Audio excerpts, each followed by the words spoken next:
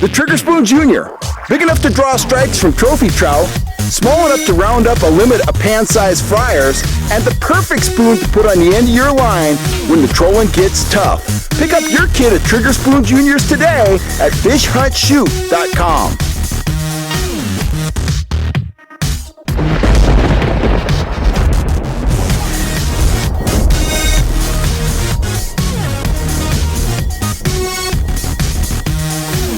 Cal Kellogg here. It is time to talk trout fishing. I'm a pretty busy guy these days. I'm going to be busy for about another month, so I'm not going to give the usual lake by lake trout report. I'm going to kind of hit the high points. I'm going to hit a couple waters that I haven't talked about in a while.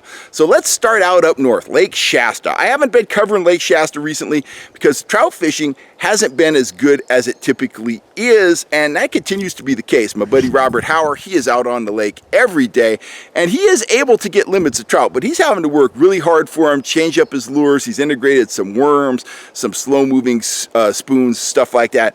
The fish are feeding on plankton. They're feeding on little tiny nutrients. Robert reported that he hasn't seen a shad in a trout in a long time, but they are full of, you know, like applesauce, okay? That stuff is very nutritious, and trout will feed on that just fine. They actually like that stuff, but when they're feeding on that, it's hard to get them to go on spoons and plugs and grubs and, you know, other things. Your alternatives are kind of limited in that situation. You can go small, Dick Knights, stuff like that, Thomas eels. You can go slow, again, Dick Knights, Thomas eels, stuff like that.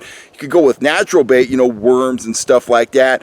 Or you can go with very, very bright colored stuff, but you're not going to match what they're eating on. You need to draw those curiosity strikes. You need a lure typically that's going to stay in the strike zone for a little while, and you are going to have your moments. You're going to catch your fish, but you're not going to go out typically and find, you know, absolutely, you know, red hot, wide open action like you will when the fish are feeding on bait fish. You know, in that situation, match the shad, catch the fish, pretty simple stuff, pound them with speed, and you're going to catch a lot of fish. That's not the situation at Shasta right now. You're gonna have to slow down, go bright, maybe bust out the natural baits, but follow the sonar marks, put in your time, and you're gonna catch your fish. The fish are spread all over the lake. You can find them right there by Bridge Bay. You can find them in the McLeod. You can find them up the Squaw Arm. You can find them in the Sac Arm.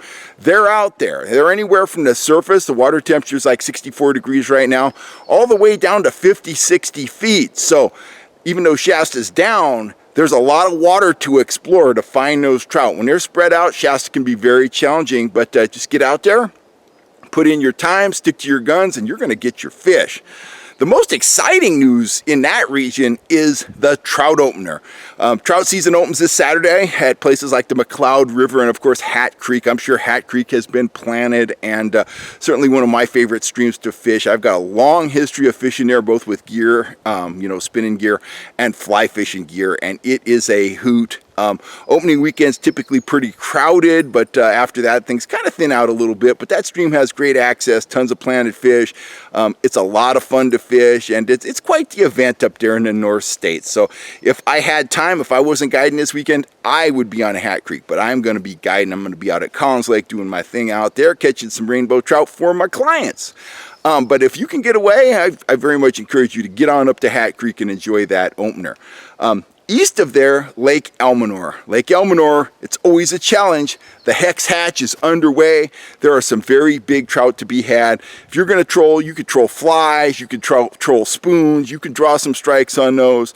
Probably the best offering if you're a troller is to work those fairly deep flats, 30, 40 feet of water, and roll a small 3/4 inch to 1 inch long piece of worm and try to give a passable imitation of one of those Hexogenia nymphs, you know, swimming up to the surface. That's what the trout are feeding on. That's what they want.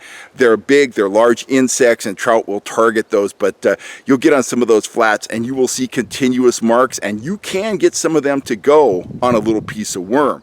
It's a challenge, but the rewards are great. Rainbows that weigh 3 to 4 pounds, browns all the way up to 10, and there's some larger rainbows in the mix. If you really want to get after those fish and you're in a kayak or even a boat, get out on those flats and mooch a cricket near the bottom. It's almost like cheating. A cricket resembles those nymphs very well. A cricket's moving, it's got a lot of legs, and some of the biggest trout I've ever seen caught at Elmonor were caught by guys fishing on the east shore, fishing those flats and mooching a cricket just off the bottom with a single split shot on their line. It works. It works real well. There's also some bass in the mix. They're post-spawn now. At least some of them are post-spawn now, and they will gobble up a cricket. So that's a good tip for you guys hitting Elmonor. This is one of the easier times of the year, believe it or not, to catch big fish at Elmonor. If you can get crickets and you're willing to sit still or just slowly drift and mooch those crickets just off the bottom.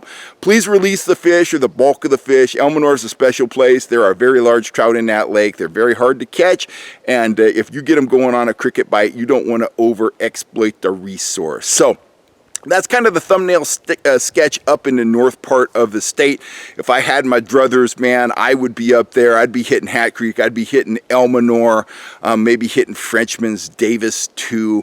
Not sure what the ice situation is at Davis, but we've had a lot of warm water, and I suspect that it is fishable, at least for kayaks and probably boaters as well.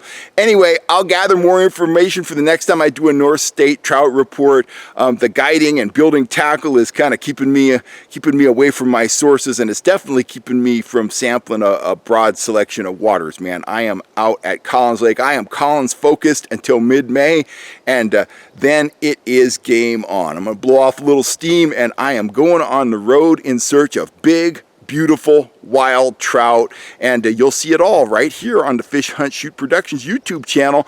I'm signing off for now. My name's Kel Kellogg. If you're looking for gear, you know where to go. FishHuntShoot.com. There you'll find my full line of trout gear, stuff that I fish, stuff that I believe in, and stuff that I offer up at a very fair price. You guys have a great day, and I will catch you next time right here on YouTube.